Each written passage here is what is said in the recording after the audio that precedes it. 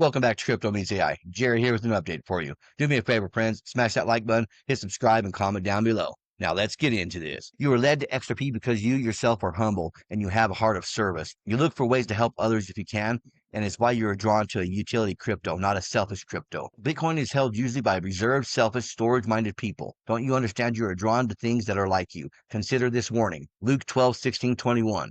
And he told them a parable, saying, The land of a rich man produced plentiful. And he thought to himself, What shall I do? For I have nowhere to store my crops. And he said, I will do this. I will tear down my barns and build larger ones. And there I will store all my grain, my goods. And I will say to my soul, Soul, you have ample goods laid up for many years. Relax, eat, drink, and be merry. But God said to him, Fool, this is the night your soul is required of you. And the things you have prepared, whose will they be? So is the one who lays up treasure for himself and is not rich toward God. Have you noticed that Bitcoin holders do not share their profits, but instead buy more Bitcoin with the profits? And have you noticed that most XRP holders can't wait to bless other people? You are what you hold, my friends. It's pretty crazy what Matthew Sigel says here. Imagine being Jan Van Eck of Van Eck US. You're the CEO and you have announced that you're launching an XRP ETF. Meanwhile, your head of research is out bashing their products that you're about to try to convince your customers to buy. I'd say one flew over the cuckoo's nest. Wacko. I don't live in a world where this guy isn't putting shit in boxes. And this is what he said. Dear XRP Maxis, I may never understand what your blockchain actually does, but I always respect the passion required to pretend it does something. So keep on hustling. If this guy is Van Eck's head of digital assets and he doesn't know what the XRP blockchain does, either he's being very facetious and he's just being a smartass, or he actually doesn't know what it does, and that's even more concerning. And just like that, Trump just greenlit $20 trillion for the U.S. market this year, and it's not going to Bitcoin. It's flowing into XRP and utility coins. This move would pump XRP to $357, and Ripple's escrow wipes out $38 trillion in U.S. debt. Don't panic sell now, you will regret it. It's all unfolding. President Trump channels over $20 trillion in offshore wealth into U.S. strategic crypto reserve. That's sovereign funds, shadow banks, and overseas wells. Why? To start paying down the $38 trillion U.S. debt before the dollar collapses. This is bigger than Bitcoin. It's not Bitcoin, it's the rails. Trump's team isn't I am Bitcoin. It's too slow, too clunky, not American. They want real-time rails that can move trillions daily. Names being floated, XRP, HBAR, Quant, and XLM. Think of them as the infrastructure layer of the new global finance. XRP, the main weapon. Let's talk XRP first. Circulated supply, 56 billion. Locked in escrow, 35 billion. Ripple controlled.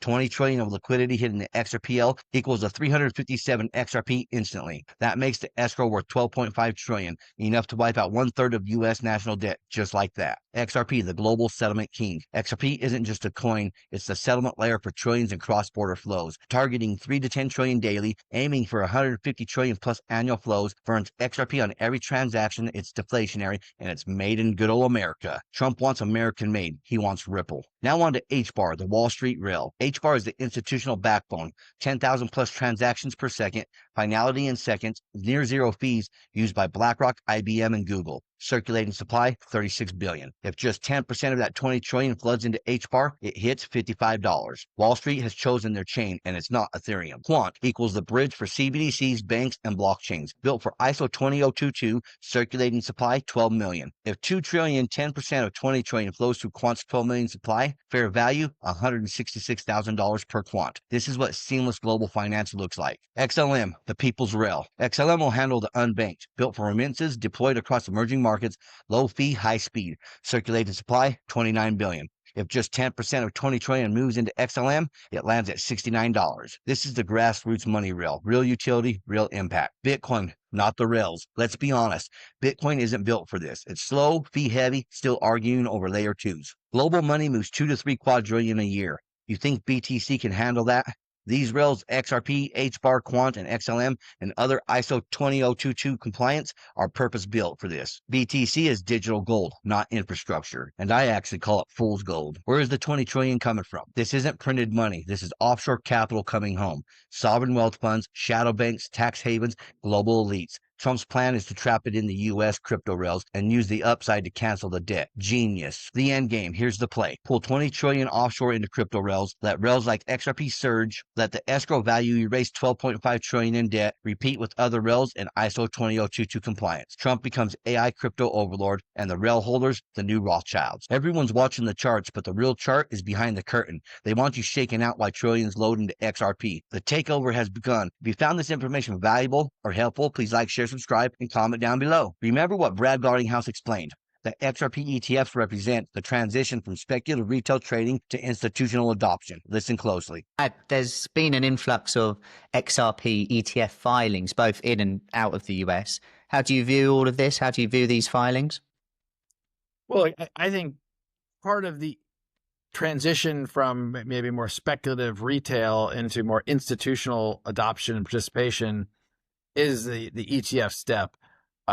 Certainly, the Bitcoin ETF getting, approved, the SEC was dragged kicking and screaming a little bit towards that outcome. But getting the Bitcoin ETF, I think, was a monumental event in terms of expanding the ability for others to participate, particularly institutional investors.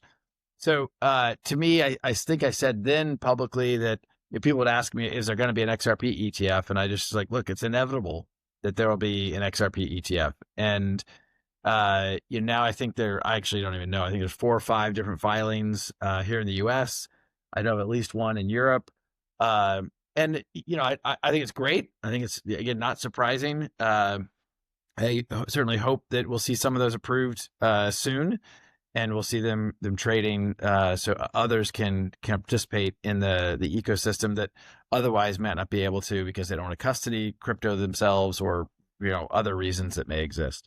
But I'm excited for sure, and I think it's a great sign not just for XRP, but I think it's a great sign for crypto broadly. We all knew it was inevitable for an XRP ETF. Here's a post from the Black Swan Capitalist. If you haven't figured it out by now, there's a massive, well-funded, coordinated effort driven largely by Bitcoin Maxis to manipulate public perception. It's happening right in front of everyone, and most people still can't see it. Bitcoin Maxis have dumbed down their entire conversation to pure nonsense while boxing millions of people into a centralized control grid that depends entirely on central bank liquidity. It's ironic because the very system they claim to be escaping is the one propping up their asset. The Bitcoin community has trapped itself in a wealth extraction machine disguised as a movement. They're incentivized to hold forever based on a childish belief that someone even more clueless will eventually pay a higher price. But here's the question no one's asking. If everyone's supposedly holding, then who is selling? We already know the answer. It's MicroStrategy. Despite their public theatrics, it's the large funds, exchanges, and market makers. And where does that extracted capital go? Into XRP, into gold, into silver, into land, into productive real-world assets.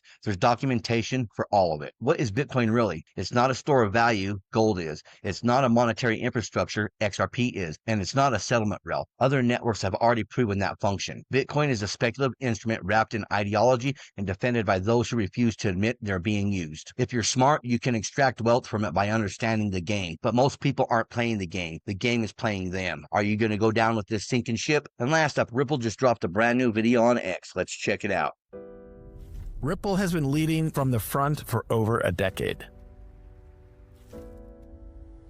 Despite regulatory headwinds, we never stopped building. And today, the world isn't just embracing the potential of crypto, but showing up in full force. So if you're here, you're already helping set the stage for the rest to follow. That's what Swell is all about.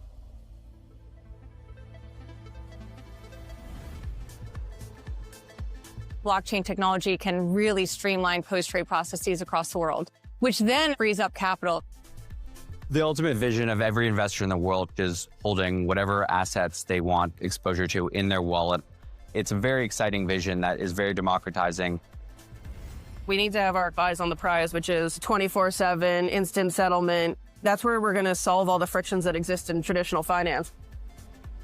We can take some of that friction out, bring new products to market. That's really positive for the actual economy and drives growth. We see stablecoin like in RLUSD as a way to enable payments, and that interconnectivity between the treasury market and the stablecoin market is pretty remarkable.